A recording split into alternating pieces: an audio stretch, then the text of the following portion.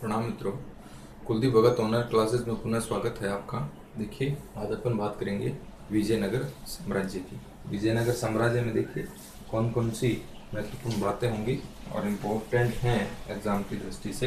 विजयनगर साम्राज्य देखिए, वर्तमान नाम इसका विजयनगर का हम्पी। तुंगभद्रा नदी के तट पर स्थित है। कौन सी नदी के तट पर? विजयनगर तुंग भद्रा नदी के तट पर। संस्थापक कौन है साहब विजयनगर साम्राज्य? हरिहर व बुक्का विजयनगर साम्राज्य। नेक्स्ट है विजयनगर साम्राज्य है, यह है सहकारिता। सहकारिता विजयनगर का जो प्रशासन है यह सहकारिता के मॉडल पर आधारित है। नेक्स्ट है विजयनगर 230 वर्ष तक चला था और इसके अंदर कितने वंश थे? 4 राजवंश हैं। ये कौन कौन से हैं? संगम वंश, सलू वंश, तुलु वंश और अरविडु वंश। ये 4 राजवंश हैं। तो सबसे पहले अपन बात करेंगे संगम वंश की। संगम वंश की देखिए, संगम वंश है, यह है संगम जो था हरिहर वह बुक्का का पिता था और इन्होंने अपने पिता के नाम के ऊपर ही इस राजवंश की नींव है यह रखी थी। यहाँ का जो शासक है ये है हरिहर प्रथम। 1336 से 56 है। देखिए, इसने हम्पी 1336 में इसने हम्पी यानी हस्तिनावती इसे हम हम्पी का प्राचीन नाम, राज्य की नींव रखी थी इसने। हस्तिनावती राज्य की नींव रखी या विजयनगर राज्य की नींव रखी की बात है। राजधानी है विजयनगर को बनाया। विजयनगर को इसने अपनी राजधानी बनाया। हरिहर ने यहाँ पर ओयसल को जीता और विजयनगर साम्राज्य में मिला लिया और मदुरा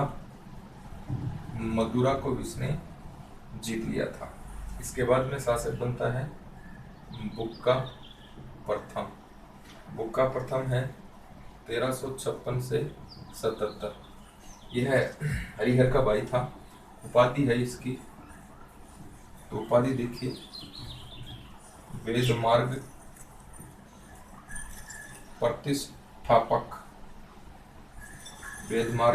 प्रतिष्ठापक। राजधानी है, इसने अपनी अनेगोड़ी को राजधानी बनाया। 1374 में चीन में अपना दूत मंडल है, यह है बेजा। नेक्स्ट है मदुरा तमिल केरल सहित संपूर्ण दक्षिण भारत विजयनगर में इसने क्या कर लिए? शामिल कर लिए। नेक्स्ट है इसी के समय बहमनी व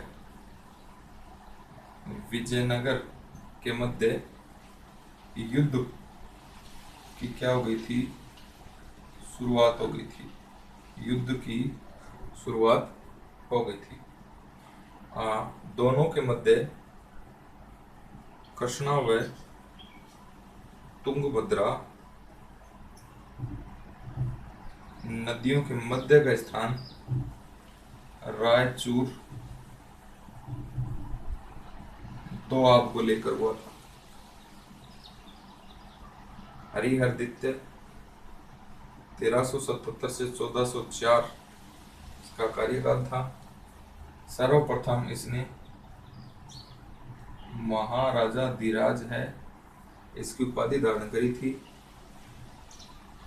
परमेश्वर की उपाधि धारण करी थी और बहमनी राज्य से इसने गोवा को जीत लिया था और श्रीलंका पर आक्रमण कर वहां से कर वसूला। देखिए अपन बात कर रहे हैं विजयनगर साम्राज्य की। वर्तमान हम्पी है ये विजयनगर, तुंगभद्रा नदी के पास में है। संस्थापक है विजयनगर साम्राज्य की हरिहर व बुक्का। विजयनगर साम्राज्य का प्रशासन है ये किस पर आधारित था? सहकारिता के मॉडल पर आधारित था। विजयनगर है इसने 200 विजयनगर के अंदर 230 वर्ष तक ये विजयनगर साम्राज्य चला था और इस 230 वर्षों के अंदर कितने राजवंशों ने जन्म लिया? 4 राजवंशों ने, संगम, शुलू, तुलु और अरविड़ु। संगम वंश की बात करें, हरिहर व बुक्का का पिता था संगम और अपने पिता के नाम पर इस वंश का नाम क्या पड़ा है? संगम वंश। हरिहर प्रथम है, यह देखिए इसने हस्तिनावती को अपनी हस्तिनावती राज्य की नींव रखी, यानी हम्पी राज्य की नींव रखी या विजयनगर राज्य की क्या रखी थी? इसने नींव रखी थी। और हम्पी की राजधानी है ये किससे बनाया था? इसने विजयनगर बनाया था। होयसल को जीता था इसने, मदुरा को जीता था, किसमें मिला लिया था? विजयनगर में मिला लिया था। अब बात करें बुक्का। बुक्का है इसने उपाधि धारण करी थी। ये जो बुक्का था यह हरिहर का भाई था। बुक्का है इसने वेद मार्ग प्रतिष्ठापक की उपाधि धारण करी थी। राजधानी इसने अने गोंडी को बनाया और 1374 में इसने चीन के अंदर अपना एक दूत मंडल भेजा था। इसके समय मदुरा, तमिल, केरल आदि यानी संपूर्ण दक्षिण भारत को इसने किसमें मिला लिया था? संपूर्ण दक्षिण भारत को किसमें मिला लिया? विजयनगर साम्राज्य के अंदर मिला लिया। नेक्स्ट अपन बात करें बहमनी व विजयनगर राज्यों के मध्य युद्ध की क्या हो गई थी? शुरुआत हो गई थी इसके समय। और ये युद्ध क्यों हुआ था? कृष्णा व तुंगभद्रा नदियां जो थी इनके बीच का स्थान है जो रायचूर दोआब के नाम से जाना जाता है। इसको प्राप्त करने के लिए बड़ा ही उपजाऊ ये जगह थी। तो दोनों जो राज्य हैं, बहमनी राज्य और विजयनगर राज्य, दोनों इसको प्राप्त करने के लिए यहाँ पर क्या होते हैं? तमाम युद्ध होते हैं। आगे देखिए हरिहरदित्य है। हरिहरदित्य की जब अपन बात करते हैं तो सर्वप्रथम इसने कौन सी उपाधि धारण करी? महाराजा धीराज और परमेश्वर की उपाधि धारण करी। बहमनी साम्राज्य से इसने क्या छीन लिया था? गोवा छीन लिया था। श्रीलंका पर आक्रमण किया और यहाँ से क्या वसूल किया? टैक्स वसूल किया। तो हरिहरदित्य। आगे देखेंगे अपन विजयनगर साम्राज्य में।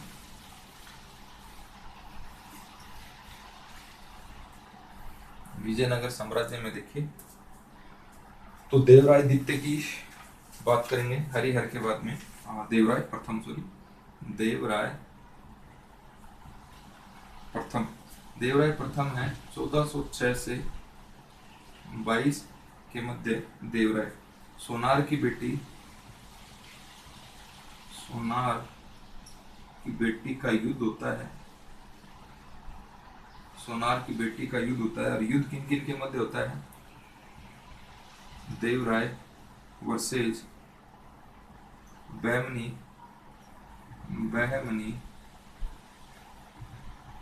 राज्य का फिरोज शाह। इसमें किसकी हो जाती है? फिरोज शाह की विजय हो जाती है। और देवराय ने अपनी पुत्री का विवाह किसके साथ में कर दिया था? फिरोज के साथ में कर दिया था। नेक्स्ट अपन बात करते हैं देवराय के दरबार के अंदर हर विलासम का रचनाकार श्रीनाथ रहता था। सर्वप्रथम सर्वप्रथम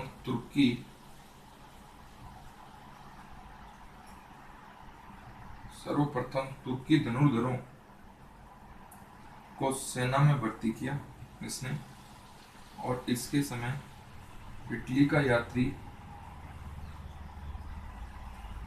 निकोल कोंटी जो है, इसने विजयनगर साम्राज्य की क्या करी थी, यात्रा करी थी। इसके बाद में शासक जो बनता है, ये बनता है देवराय द्वितीय। देवराज या द्वितीय, देवराय या देवराज द्वितीय 1422 से 46 के मध्य महानतम शासक था। महानतम शासकों में इसे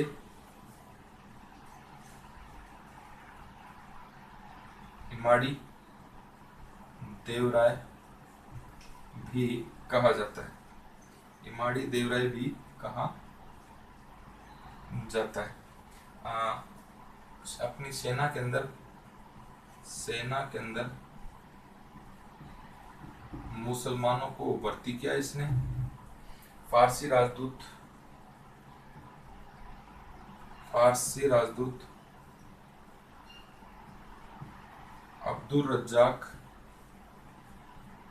ये क्या करता है, विजयनगर की यात्रा करता है। नेक्स्ट है देवराय स्वयं ने महानाटक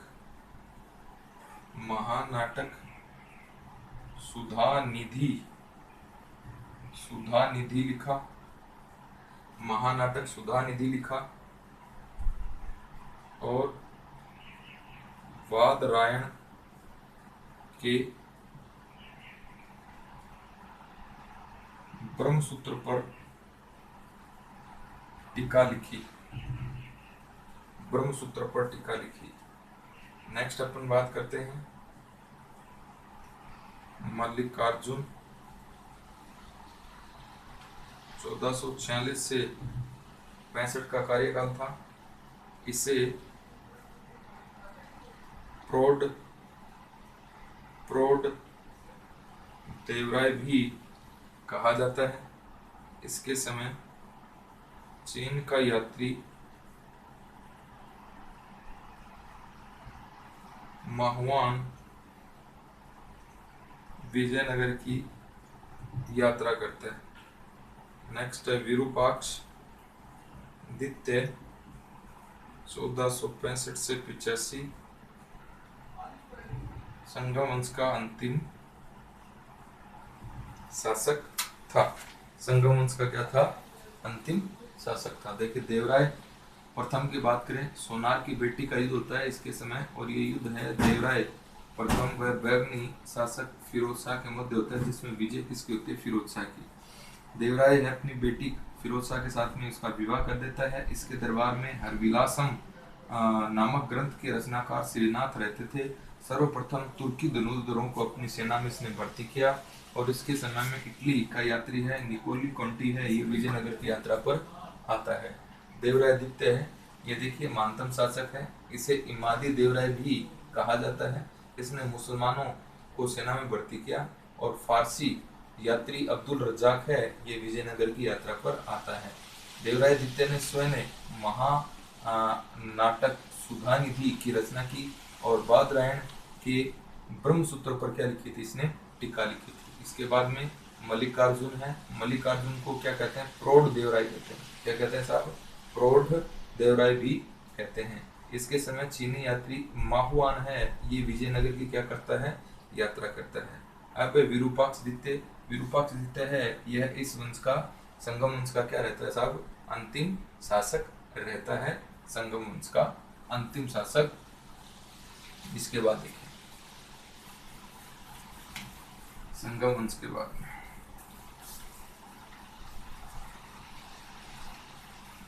ये बात होगी संगम वंश। अब सुलू वंश की अपन बात करें या सालू वंश की बात करें, तो सालू वंश है, सालू वंश। तो सालू वंश में देखिए संस्थापक है इसका नरसिंह नरसिंह है, इसे प्रथम बालापहार भी कहते हैं। इसका पुत्र है जो था इमाड़ी नरसिंह, जिसका संरक्षक है किसे बनाया था, नरसा नामक व्यक्ति को, ये सेनापति था, इसको बनाया था। नेक्स्ट है इसने इमाड़ी नरसिंह की हत्या कर दी और कौन से वंश की स्थापना कर दी, तुलु वंश की स्थापना कर दी। तो अब बात कर रहे अपन तुलु वंश। ये जो सुलु वंश था ये 1485 से 1505 तक रहा, और ये जो वंश है 1505 से 1570 तक का कार्यकाल कौन से वंश का था, तुलु वंश का था। संस्थापक है नरसा, संस्थापक नरसा है। इस वंश का सबसे प्रमुख शासक होता है देवराय, कृष्ण देवराय, 1504 से 30, 1504 से 30 है ये इसका शासनकाल था। विजयनगर साम्राज्य का सबसे महानतम शासक, विजयनगर साम्राज्य का सबसे महानतम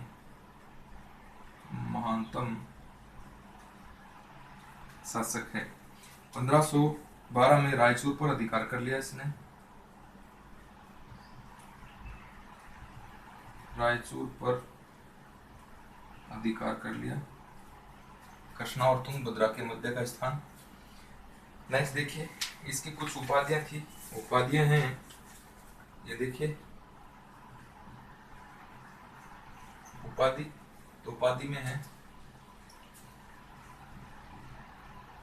यवन राज्य स्थापना सारी,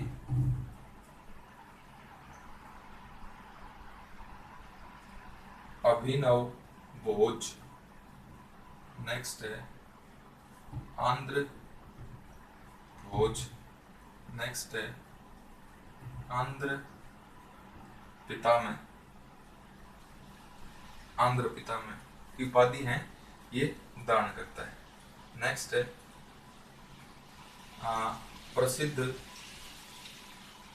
प्रसिद्ध तेलुगु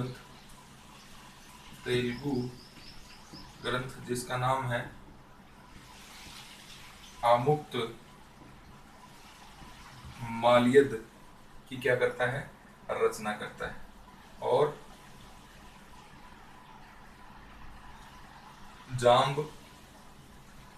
जाम्बुवती कल्याणम की रचना करता है, और उषा परिणय की रचना करता है।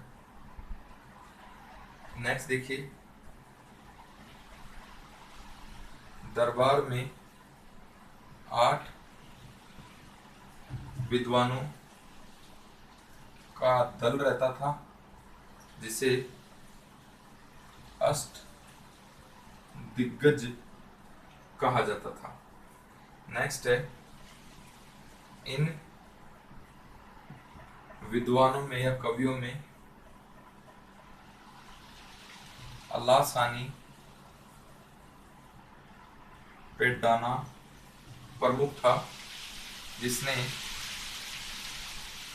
मनुकारिता नामक रचना है ये लिखी थी।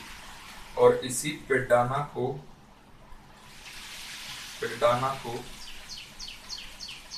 आंध्र कविता का पितामह कहा जाता है। नेक्स्ट है इसके समय पुर्तगाली यात्री डेमेगो पायस व डुआर्ट बारबोसा, पुर्तगाल का था ये भी, विजयनगर की यात्रा पर आते हैं,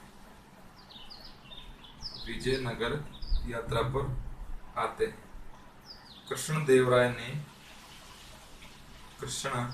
देवराय ने अजारा मंदिर व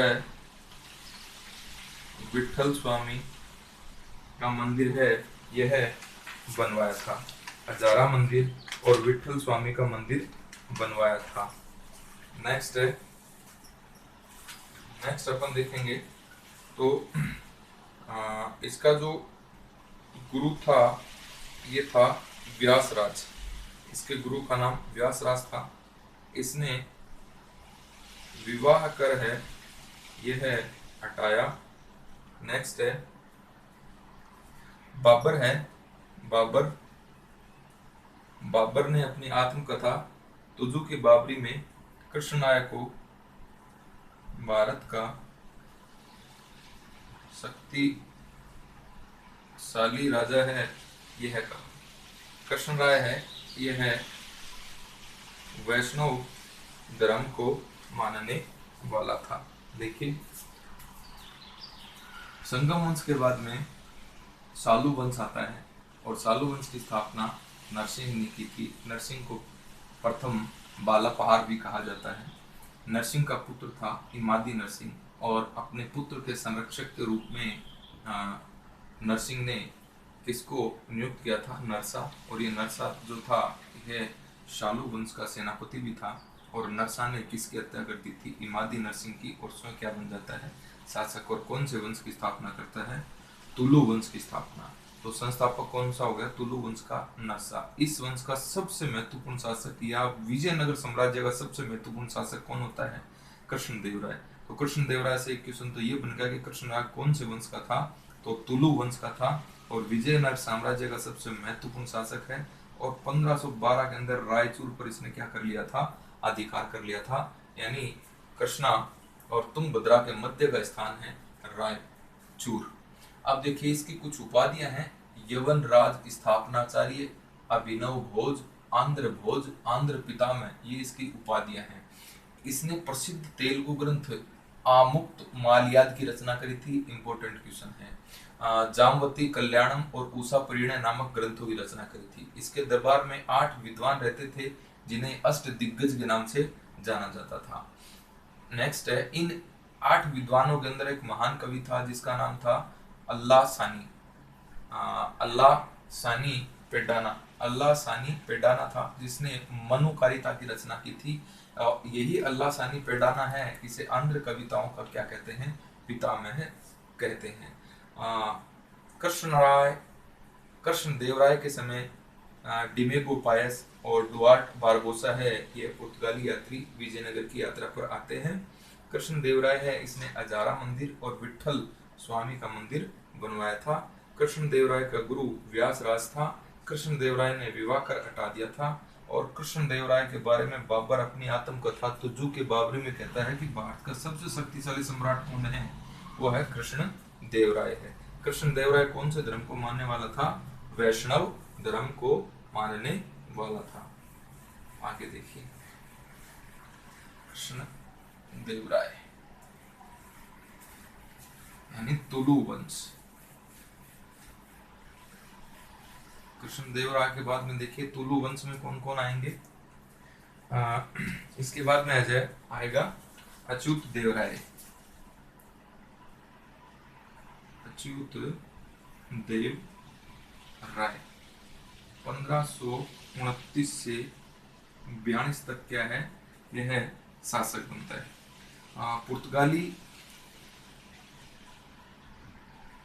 पुर्तगाली यात्री नूनीज है यह आता है इसके शासनकाल में यात्रा के लिए।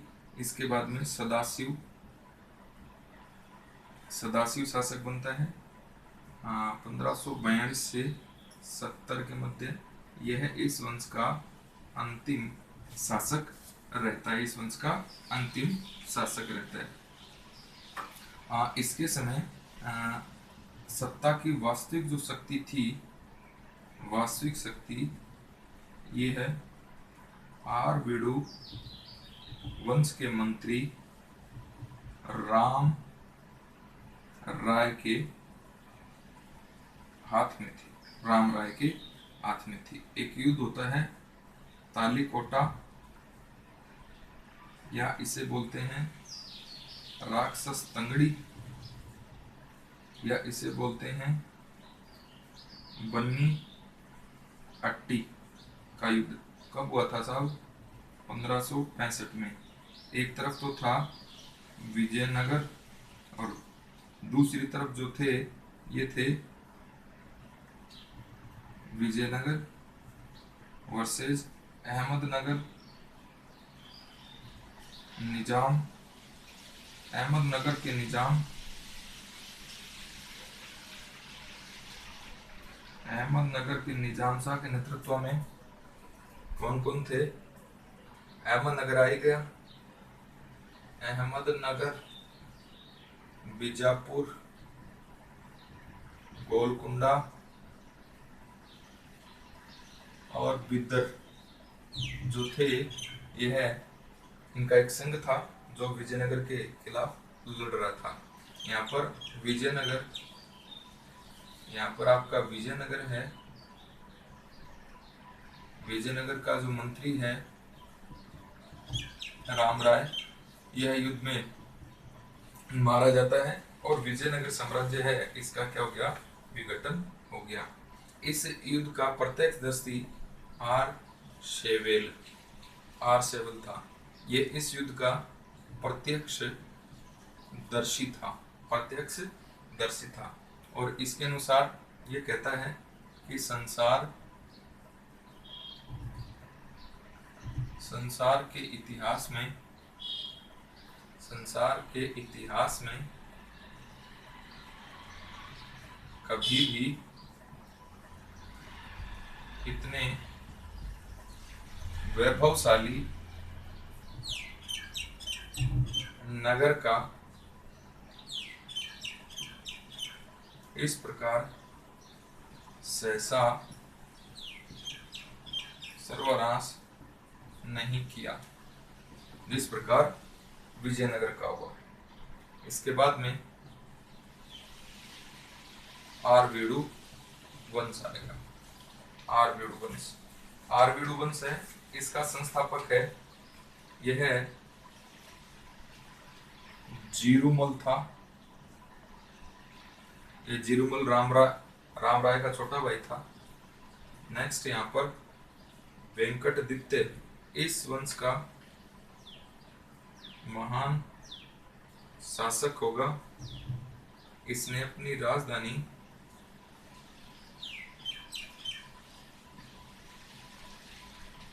पेनुगोंडा को बनाया और इसके समय इसने स्पेन के राजा फिलिप द्वितीय से पत्र व्यवहार किया था। नेक्स्ट है श्रीरंग थर्ड जो था, यह आरवेडु वंश का अंतिम शासक विजयनगर साम्राज्य का भी हो जाएगा। यह अंतिम शासक होगा विजयनगर साम्राज्य का। देखिए सुलु वंश की बात कर रहे हैं, तुलु वंश की बात कर रहे हैं। तो तुलु वंश में देखिए आप, तुलु वंश है, इसमें अच्युत्य की अपन बात करेंगे। कृष्णदेवराय के बाद में अच्युत्य देव है, यह शासक बनता है। इसके समय पुर्तगाली नूनीज है, यह यात्रा पड़ता है विजयनगर की। सदाशिव इस वंश का क्या था? अंतिम शासक था। कौन से वंश का? तुलु वंश का अंतिम शासक था। और सदाशिव के समय वास्तविक शक्ति जो थी ये किसके हाथ में थी? आरवेडु वंश के मंत्री राम राय के हाथ में थी। राम राय है, यह अहमदनगर, बीजापुर, गोलकुंडा, बिदर के आंतरिक मामलों में दखल करता था। इसी कारण इन सभी ने एक संघ बना लिया और संघ बना करके किसके ऊपर आक्रमण कर दिया? विजयनगर पर आक्रमण कर दिया। तो विजयनगर का नेतृत्व है युद्ध में। इस युद्ध का जो नाम है ये क्या है? तालीकोटा, राक्षस तंगड़ी या बन्नी हट्टी का युद्ध है। कब हुआ था? 1565 में। इस युद्ध के अंदर विजयनगर साम्राज्य का जो नेतृत्व किया था ये किसने किया था? राम राय ने। और अहमदनगर के जो निजाम शाह है इसने संघ का नेतृत्व किया था। संघ किन किन का बना था? अहमदनगर, बीजापुर, गोलकुंडा और बिदर, इन सभी का क्या बना था? संघ बना था। इस संघ का नेतृत्व किसने किया था? अहमदनगर के निजाम शाह के द्वारा। यहाँ पर जो है यह कौन आ जाता है? विजयनगर की हार होती है, रामराय है युद्ध में लड़ता हुआ मारा जाता है। आर शेवेल एक यात्री है, और ये यात्री है, यह प्रत्यक्षदर्शी था कौन से युद्ध का? राक्षस टंगड़ी युद्ध का या तालीकोटा युद्ध का। यह कहता है संसार के इतिहास में कभी भी इतने वैभवशाली नगर का इस प्रकार सहसा सर्वनाश नहीं किया गया जिसका जो विजयनगर का किया गया था। यानी विजयनगर के बाद के बारे में बताता है कि विजयनगर है, इसका क्या हो जाता है? संपूर्ण सर्वनाश हो जाता है। अब देखिए आरबीडू वंश है, आरबीडू वंश है, इसकी स्थापना कौन करता है? जीरुमल। ये जीरुमल कौन था? ये इसी रामराय का छोटा भाई था। इस वंश का शक्तिशाली शासक मान शासक होता है वेंकटदित्य। वेंकटदित्य ने अपनी राजधानी कहाँ बनाई?